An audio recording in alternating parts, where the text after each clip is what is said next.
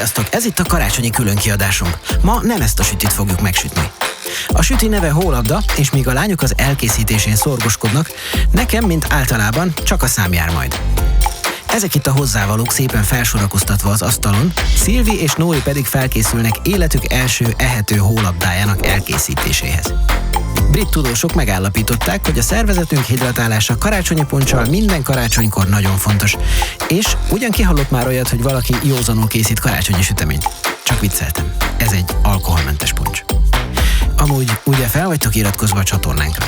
Szóval kezdjünk is neki feltörni a tojásokat a piskótához, ami a hólabda alapját alkotja. Mint minden komoly fizikai megerőltetésnél, most is nagyon fontos a szervezet hidratálása. Adunk a tojáshoz egy kevés cukrot, na még egy keveset. Beleöntjük az egészet, amit a Spice-ban találunk, elvégre egyszer van karácsony, nem igaz? Aztán bekapcsoljuk a robotgépet, és reménykedünk, hogy a cukros tojás az edényben marad, és nem rajtunk vagy a falon landol. Ha nincs szerencsénk, lezuhanyozunk, és újra próbálkozunk. Míg a robotgép dolgozik, hidratáljuk a szervezetünket. Lányok, nagyon mosolyogtok, ugye biztosan alkoholmentes az a poncs. A következő lépésben a piskóta alaphoz szükséges kakaóport és sütőport keverjük hozzá a liszthez.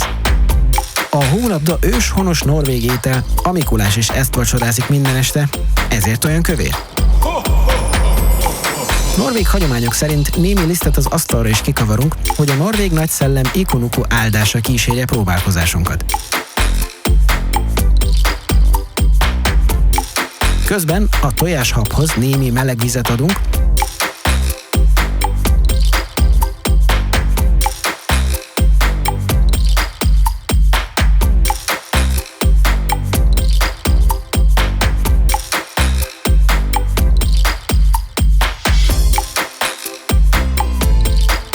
hagyjuk jól összekeveredni, majd kikapcsoljuk a robotgépet, és elkezdjük a tojáshabhoz fokozatosan hozzáadni a kakaó liszt keveréket.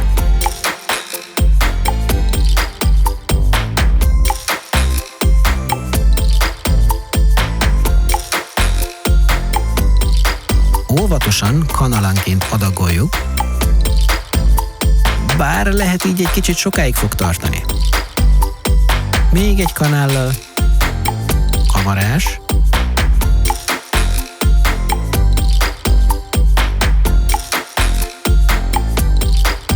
Nem önthetnénk bele az egészet egyből? Nem? Szóval akkor kanalanként. Még mindig adagoljuk. Nem lehetne mégis az egészet beleönteni? Úgyni. Tudtam én, hogy egyszer megunod.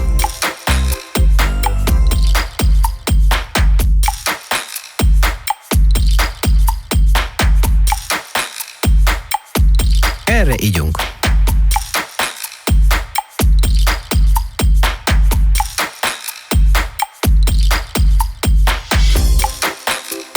A kész masszát beleöntjük egy tepsibe.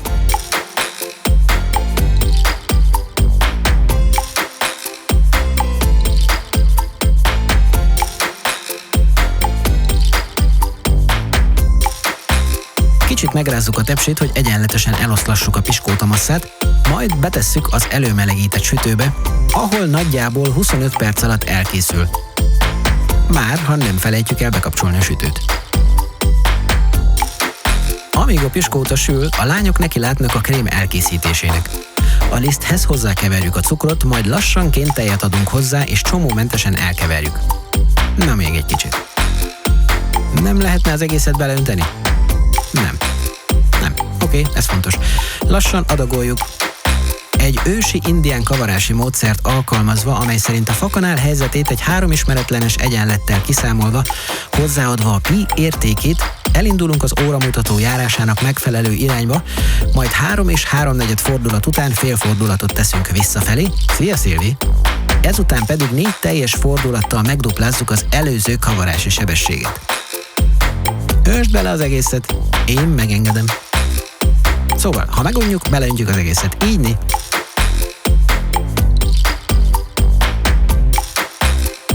Ezután sűrűre főzzük a krémet, majd hagyjuk kihűlni. Közben elkészült a piskóta, úgyhogy ki is vesszük a sütőből, hogy a krémmel együtt szépen kihűlhessen.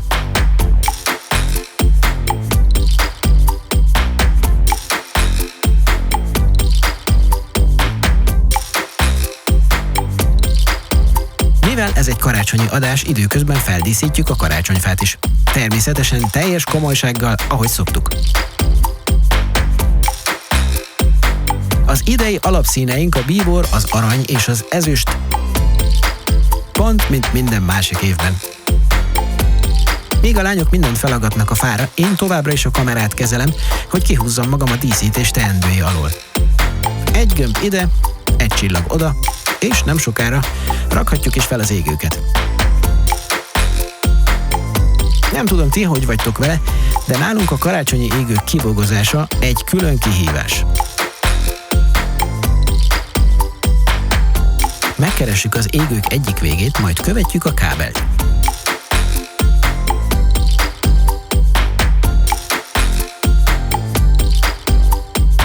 Megyünk a kábel után. Itt egy Szilvi. Hello! Megyünk tovább a kábel után, és megtaláljuk Nórit is, aki továbbra is bogozza a kábelt. Ezután elkezdődik a karácsonyi égőtekergőzés. Körbe, körbe, körbe. Kész. Örömmel nyugtázzuk, hogy még működnek, és az áram sem rázott meg idén senkit.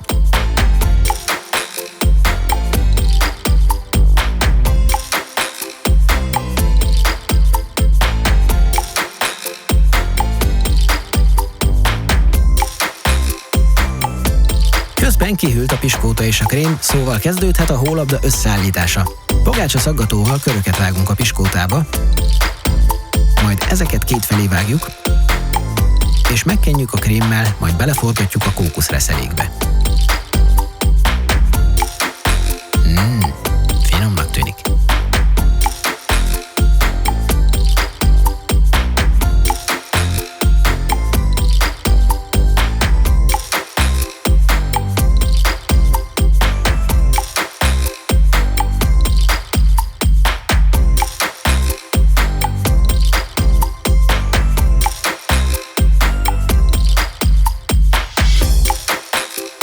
A sütik tetejére megolvasztott csokoládét kenünk, és kis hópehely cukorkákkal díszítjük.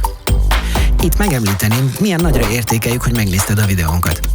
Ha tetszett, fontold meg, hogy esetleg nyomsz rá egy lájkot, vagy akár megosztod a Facebook oldaladon. Emellett követhetsz minket Twitteren, Instagramon, vagy Buy Me a Cafén is.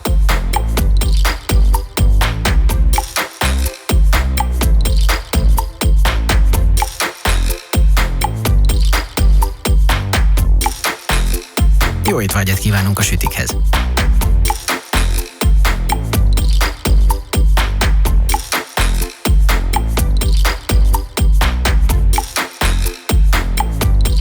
Boldog karácsonyt mindenkinek!